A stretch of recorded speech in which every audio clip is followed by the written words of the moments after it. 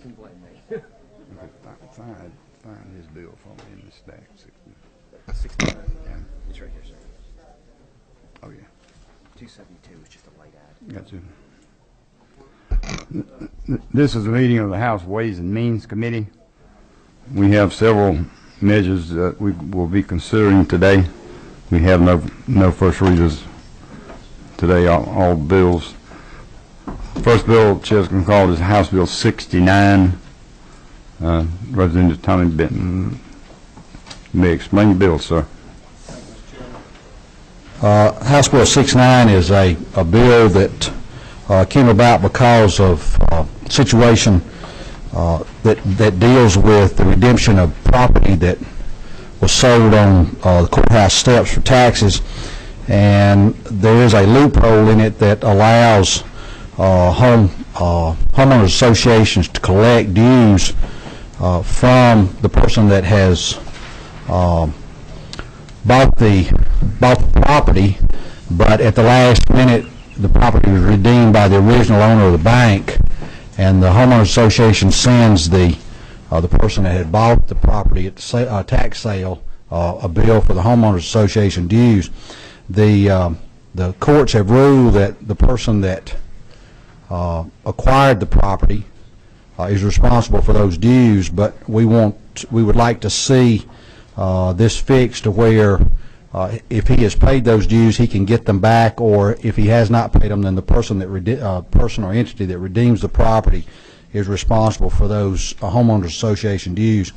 You should have in your packet a letter from the state court judge of Jackson County dealing that dealt with a case in Jackson County where individual bought 21 pieces of property at Traditions of Brazelton, and at the last minute the bank came in and redeemed all that property, and after the property was redeemed, the purchaser had received a bill from the homeowners association. They took him to court on it, and he ended up having to pay $18,000 in homeowner association dues, $7,000 in interest, and $10,000 in attorney fees because of the appellate court's ruling, and the state court judge had no way of not enforcing that ruling. So we think that this is a win for those people that go out and buy property, and at the last minute the property is redeemed. I'll be glad to answer any questions of the committee, Mr. Chairman.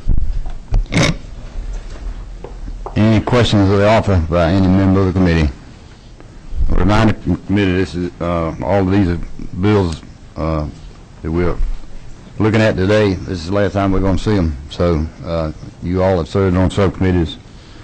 I'm not trying to gin up questions, don't misunderstand me, but I'm just simply saying this will be final passage of bills. Any questions of the author?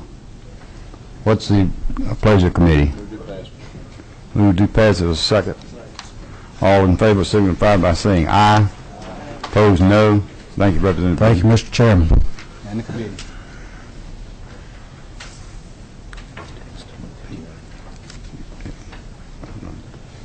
Yes, sir.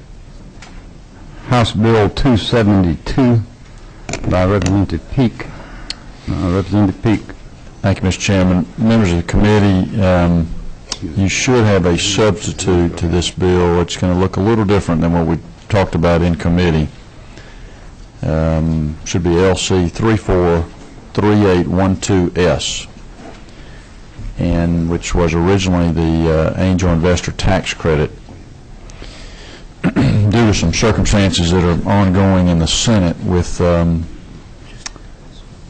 our original IRS Internal Revenue Code update, IRC update, we have substituted the exact same language that was in House Bill 266, which was the IRC update. Representative Peake, would you repeat the LC number again? I'm sorry, LC 343812S. Okay, thank you. And so therefore the bill that you have in front of you as a substitute for 272 is the exact language that was in House Bill 266, our IRC update. We're doing this as a preemptive measure because of what has happened with HB 266 over in the Senate. And I'll be more than glad to answer any questions, Mr. Chairman. Any questions of the author by Representative Riley has a question? Thank you, Mr. Chairman. To the author, will the original components of House Bill 272 resurrect themselves? We are hoping that they will in some form or fashion. I have a keen interest in that, and I know many members of the committee do as well, and we're hoping that will be the case. Thank you. Appreciate that insight. Thank you, Mr. Chairman. Any further questions of the author by any member of this committee? Seeing none, what's the pleasure of the committee? Move to pass as a second. Motion made and seconded that do pass. All in favor of the bill, signify by saying aye. Aye. Opposed, no. Bill passes. Thank you, Representative. Thank you, Mr. Chairman.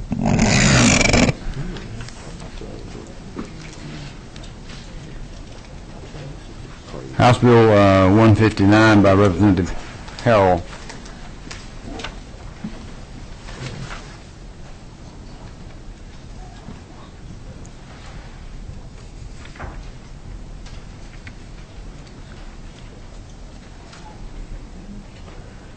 Chairman, members of the committee, we have a committee substitute, which is LC 335128S.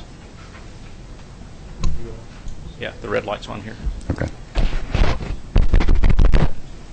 We have a committee substitute, LC 335128S, to House Bill 159.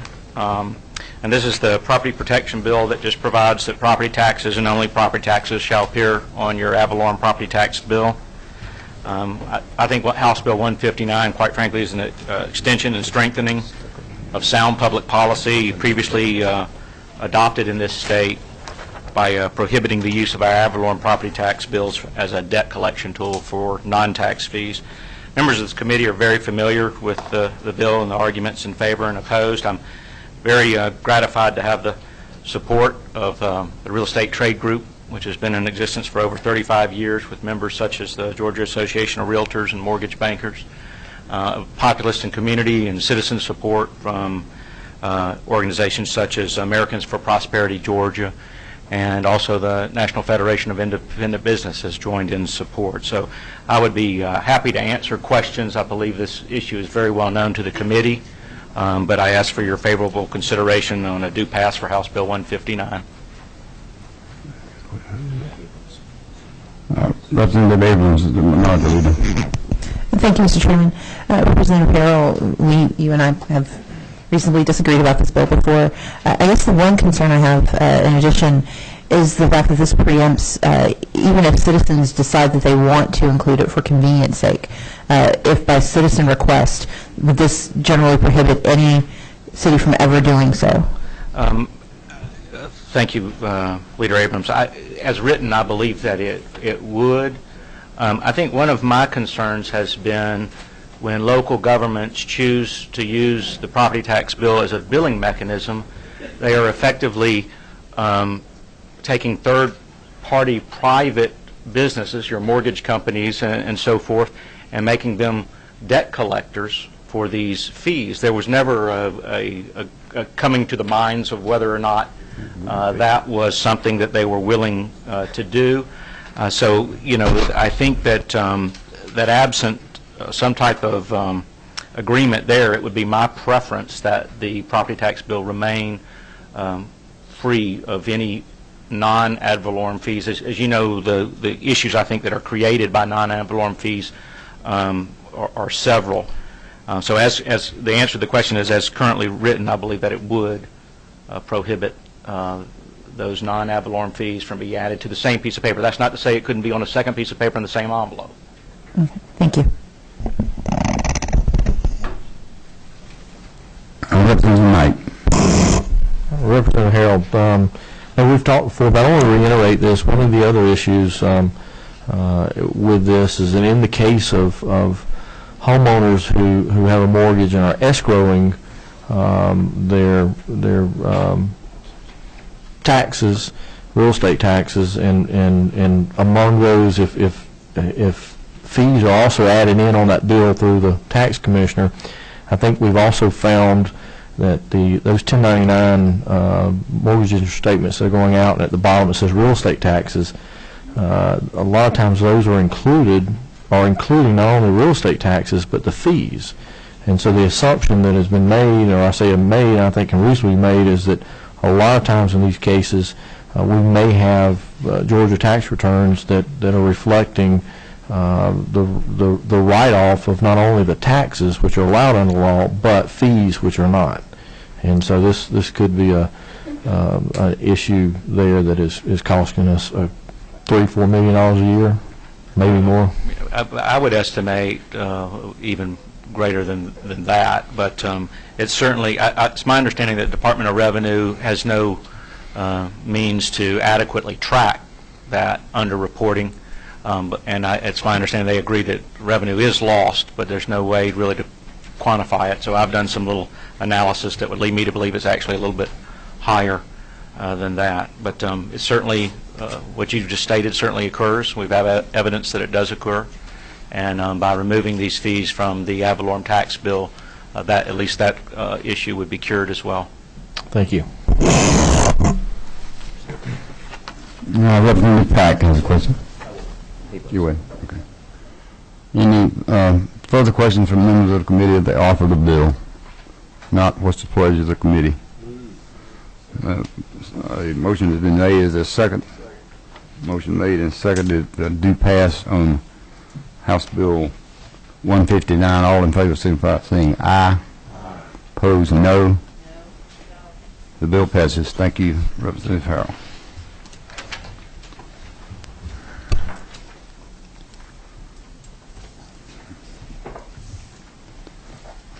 We got 164.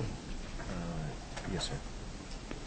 House Bill 164, Representative Atwood. Representative Atwood, you may explain the bill. Thank you, Mr. Chairman, ladies and gentlemen of the committee.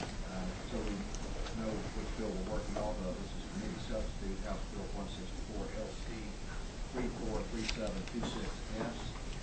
And what this is, it relates to the exemption from sales and use tax on the engine Parts, equipment, and other tangible personal property used in the maintenance of and/or repair of aircraft not registered in the state of Georgia. This in 2009, and 2010, the Special Counsel on Tax Reform and Fairness reviewed all the tax incentives here in Georgia, and several were recommended to be eliminated, but the council recommended that the exemption for aviation parts be made permanent. Initially, we were asking for the sunset to go away. We have obviously deferred to the wisdom of the committee, and so we're now asking for a very narrow drawn bill where the exemption would be extended only to 2015. And with that, Mr. Chairman, I'll defer for questions. Any questions of the author?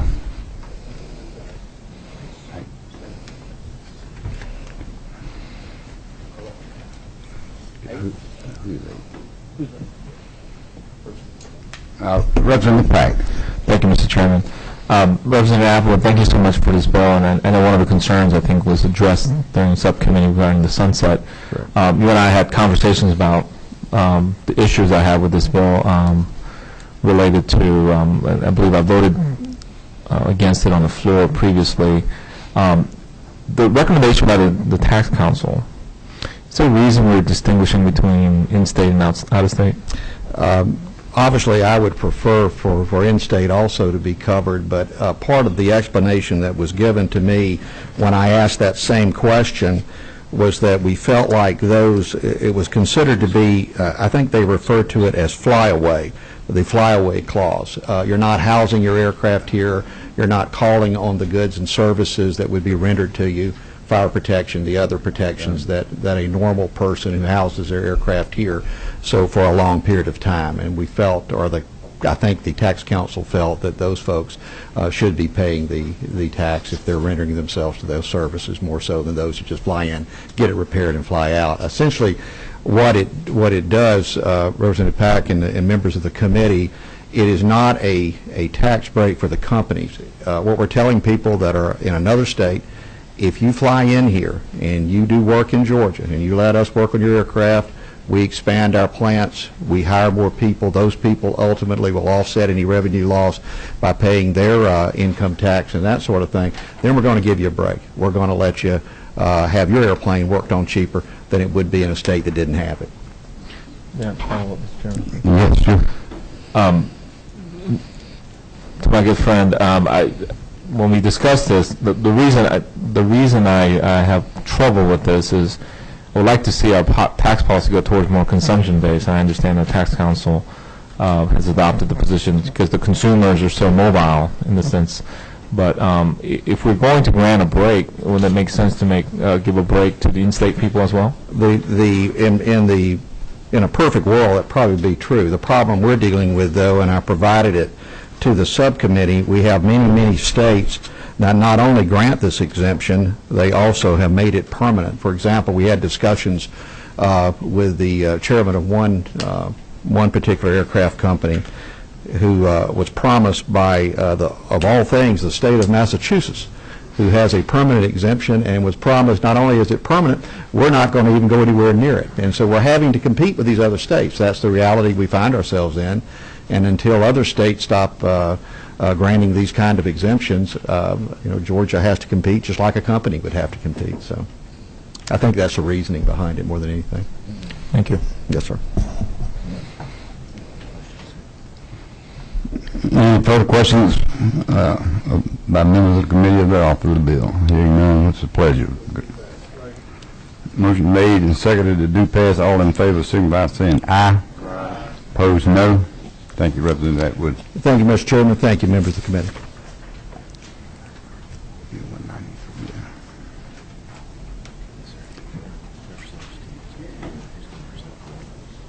Who is?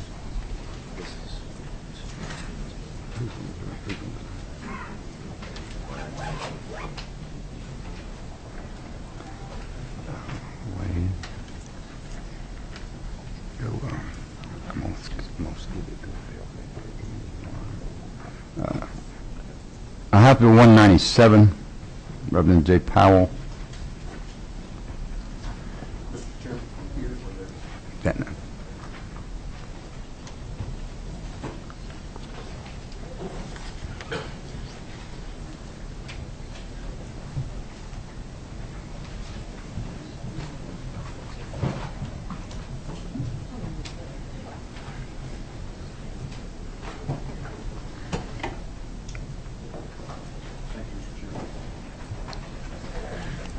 Get it on.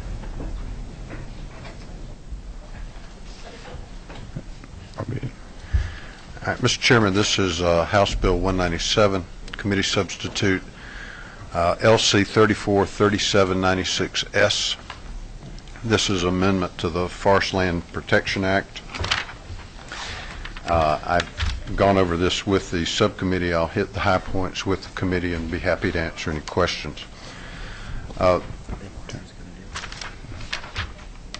Starting with line 26, there is a change there. Before the code section said that the value of the residence was excluded, and now it's the value of the residence and its underlying land.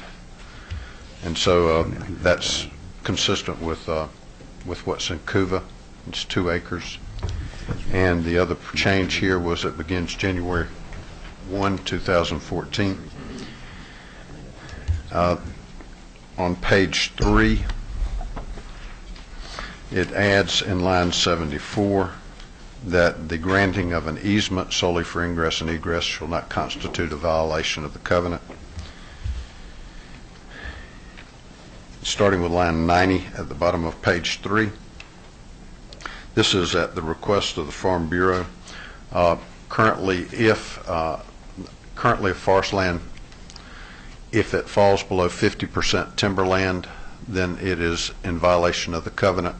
What this provision says that if it otherwise qualifies for CUVA, that if it falls below 50%, that the landowner could then apply to be in CUVA, and then the forest land would terminate and CUVA would begin. But only if you meet all the qualifications of CUVA, which are stricter than the forest land. But it just gives that option, because right now if you've got a 1,000-acre tract and you got 500 acres of it in timber, 500 acres in open land, and for some reason it dropped below 500 acres of timber, then you would automatically be in violation. This gives you an option to go into another conservation unit if you otherwise qualify. On page 4, currently the law says is that if you sell a tract out of a covenanted larger tract and what you have remaining is under 200 acres, that 200 acres is covered until the end of the covenant. What was not addressed was what if the tract that you sell is below 200 acres, and this just says that you're going to treat the part you retain and the part that you sell the same, but if it does not qualify for 200 or more, you can't renew the covenant. It just, until the end of that covenant, it remains in the covenant as long as it otherwise qualifies. Starting at the bottom of that page on line 131, it just makes clear that you can apply for the covenant if there is an appeal pending. And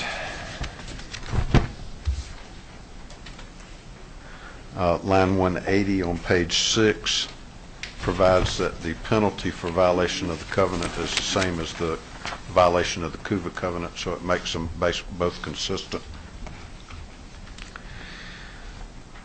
On page 7, and this is the bulk of what's probably the new section of this, the rest of it was just sort of house cleaning of issues that have come up since this FLIPA was originally authorized by the legislature. There have been some abuses, apparently, in trying to maximize the amount of the grants that some counties can obtain from the state, and there's no mechanism for really policing that, and this, number one, enhances the penalties that counties that knowingly try to game the system will have to pay, and it also provides that the commissioner can appoint an independent performance review board just for FLIPA. It doesn't apply to any other provisions of the law, just in FLIPA, that the commissioner can appoint an independent review board to go ahead and examine that to make sure that there isn't gaming of the system taking place.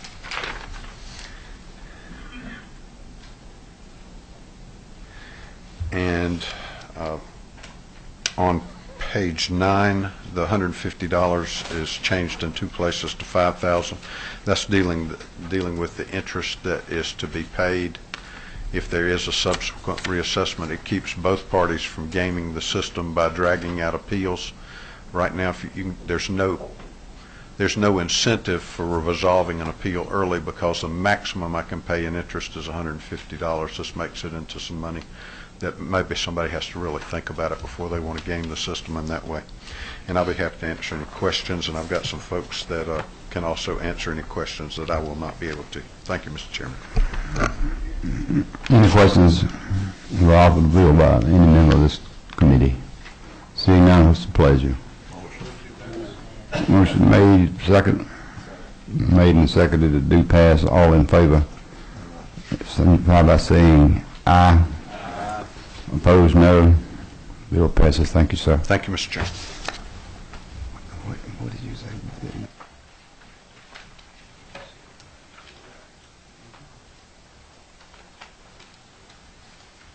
House Bill 250, Representative Rice. Thank you, Mr. Chairman. Representative Rice, if you don't mind, either go down to the podium or the chair, one of the other 2 places. No. That'll be fine.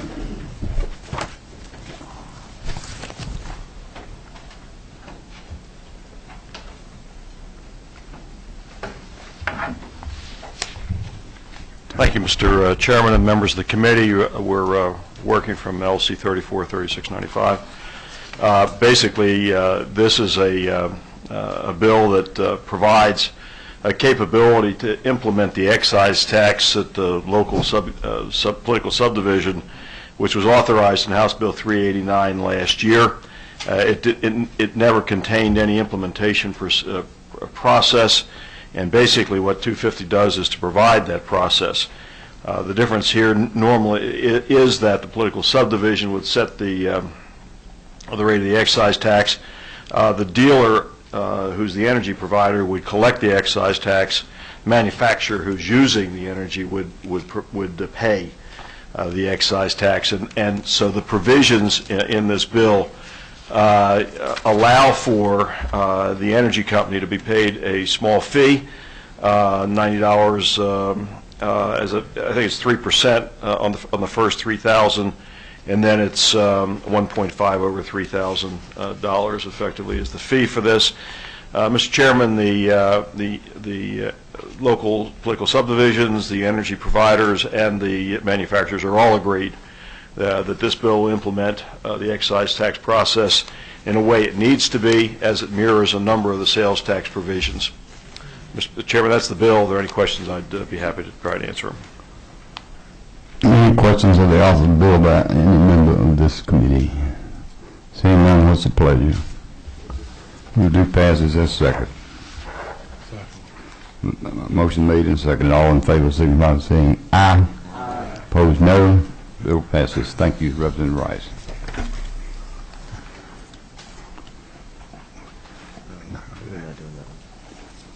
House Bill 304, Representative Tom McCall.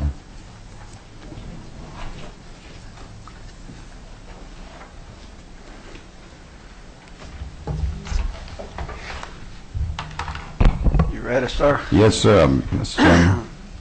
Thank you, Mr. Chairman, members of the committee. First thing I want you to remember is how good your subcommittee was to me yesterday. But what it is we are not wanting to add anything to a free port. We want to clarify what free port means. There was a auditor down in South Georgia, a couple of South Georgia counties, who didn't have a clue what free port raw materials means, and he started recommending taxing fertilizer ingredients as if they were mixed fertilizers, and 48-5-48.2 is the definition of raw materials. And without reading a whole lot of it, it says it is crude or processed materials that can be converted into a new and useful product. Well, what he was taxing or recommending to be taxed is these fertilizer ingredients that are not necessarily fertilizer ingredients until you mix them. The way ag works now is you do a soil test and you do a precision application in a field, and the precision parts of the field get certain amounts of fertilizer, and it doesn't become fertilizer until it goes through these scales and the mixing process it goes through before it goes into the truck. And that's when it becomes a new and useful product. If you look at the bill, the only thing we add is line 19 and 20, and then over on line 30 and 31 where it says a blending of fertilizer bulk materials into a custom mixture. And the part about the new language about the aircraft engines is already in law. It's just a rewrite to clarify a little bit about what's already in law. It takes that stricken language on page 1 and turns it into that aircraft language on page 2. So it's already there. We're not even fooling with aircraft engines. Only thing we're doing is wanting to clarify to some of these people who don't understand how ag works, what is a raw product. Any questions of the author by any member of this committee? Seeing none, what's the pleasure? Move. And a second. All in favor signify by saying aye. Aye. Opposed, no. Thank you, Representative. Thank you all very much.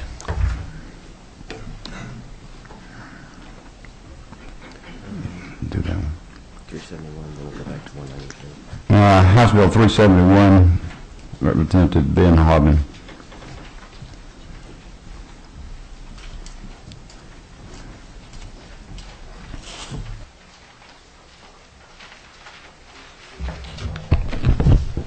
Thank you, Mr. Chairman.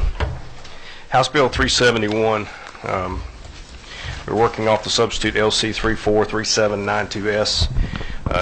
as I've said all along, it just very simply takes liquefied natural gas and ties it to diesel, whereas currently in the code, liquefied natural gas and compressed natural gas are tied to gasoline for tax purposes.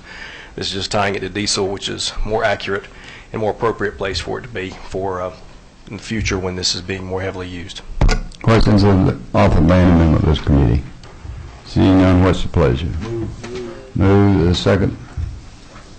Moved and seconded to pass. All in favor, signify by saying aye. Opposed, no. Bill passes. Thank you.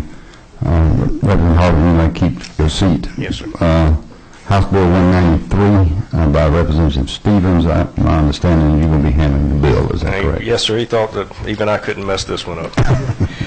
This is our sales tax exemption. This is just the every 2 years we come back and extend it for 2 years for food, for our food banks.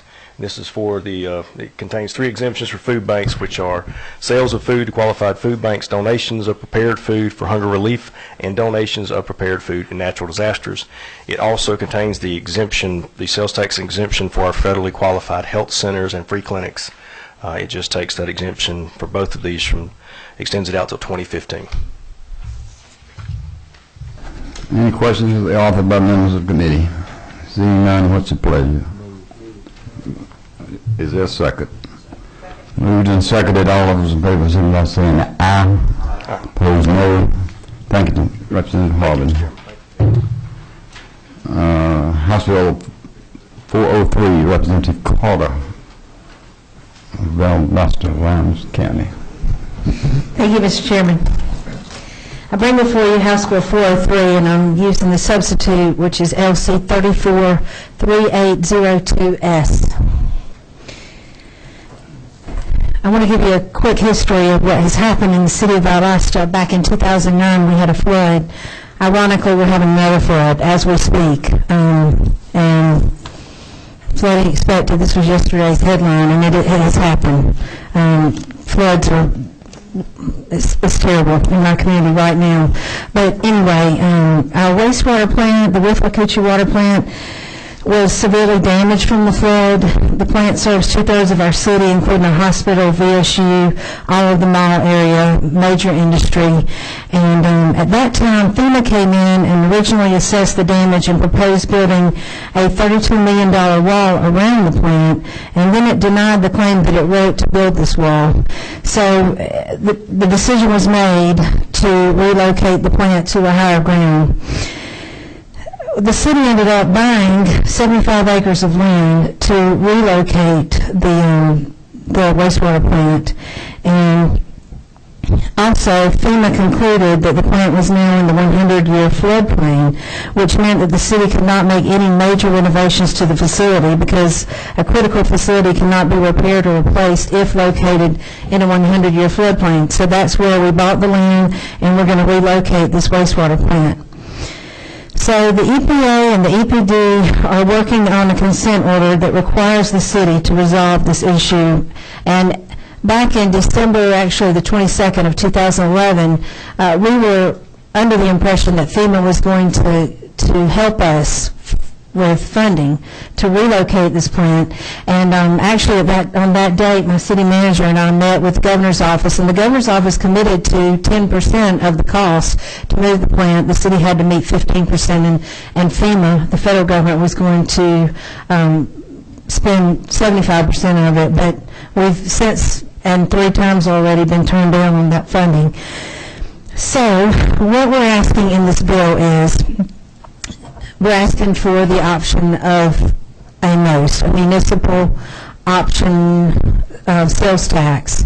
And the reason we are is because back in November of 2012, just this past election period, we had a SPLOST tax, a referendum on the ballot, and it failed in our community. So at this point, we're hoping that the county will call up another SPLOST for this November, but if not, this is an option for the city to call it up. And I will reference you, if you will, to turn to page 2, lines 30 and 32, well actually lines 33 through 37. Municipality means a municipality that provides water and sewer service, among other municipal services, and which, at the time of the call for the referendum, subject to an order of a federal or state agency or court to improve its water and sewer infrastructure and is located within a disaster area designated by the President of the United States.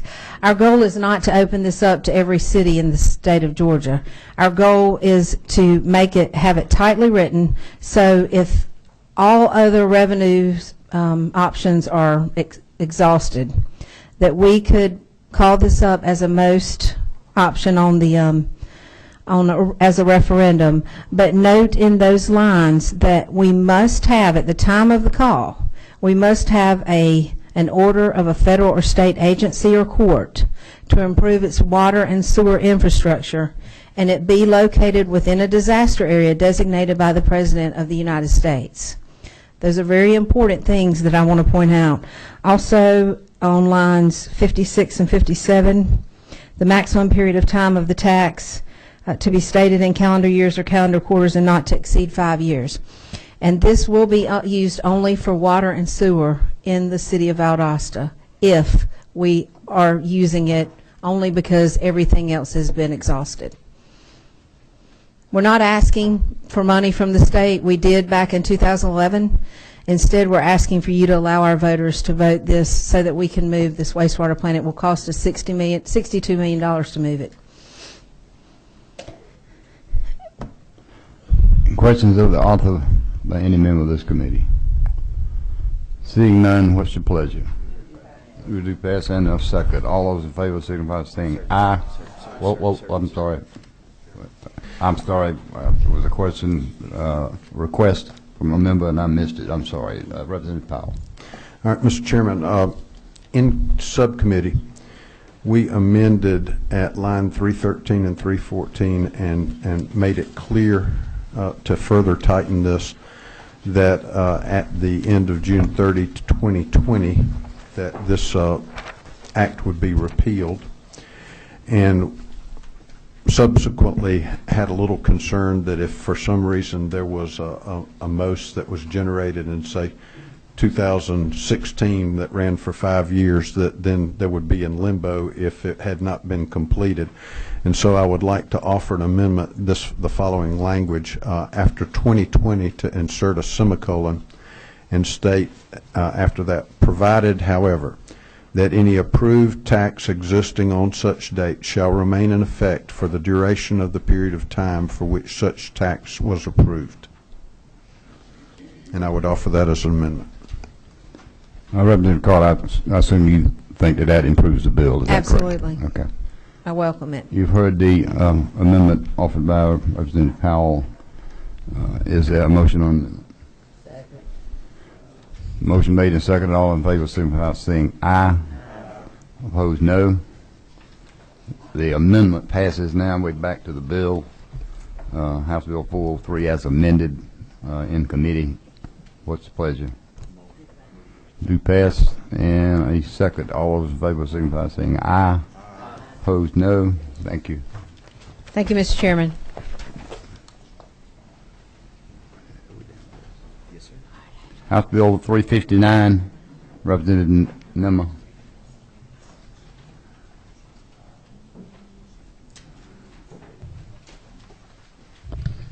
Thank you, Mr. Chairman, members of the committee. Mr. Chairman, I want to take this time to tell you thank you. I appreciate the efforts by the committee members today to get me to this point. Yes, sir. House Bill 359 is still in the same form that we visited it in the subcommittee hearings. This is the bill that would give the Commissioner of Department of Revenue the abilities to make deposits of unclaimed property funds into the general appropriation funds for the state, and then make a request for those funds to be appropriated back on a more streamlined basis where they didn't have to deal with variations in income and trying to run the department. That's essentially all the bill does, sir. Questions of the author by any member of this committee? Seeing none, what's the pleasure? Do pass. Is there a second? Do pass and second. All those in favor signify by saying aye. Opposed, no. Bill passes. Thank you, sir. Thank you, committee. You're welcome. That completes the business of this committee for today, and we are adjourned. Thank you for your attendance.